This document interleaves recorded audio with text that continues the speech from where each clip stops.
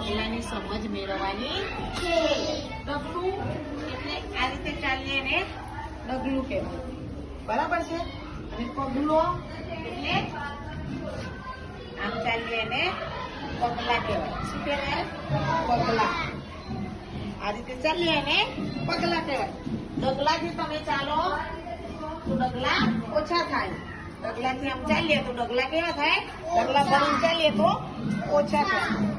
કોઈ બી વસ્તુ જોડે જવું હોય તો આપણે ડગલા ભરીને ચાલીએ તો ઓછા થાય, પગલા ભરીને ચાલીએ તો વધારે થાય. પગ ઉપર આમ પગલા ભરીને ચાલીએ તો વધારે થાય. બરોબર? ચલો હવે સનાયા બેન આવશે.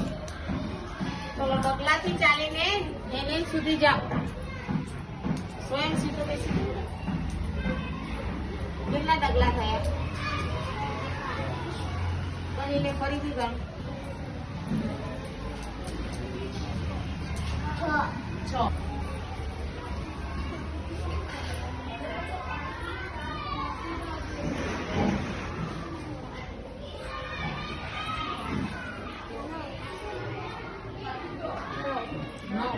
પગલા કેટલા થયા? 9. અને ડગલા કેટલા થયા હતા? 6. સરસ.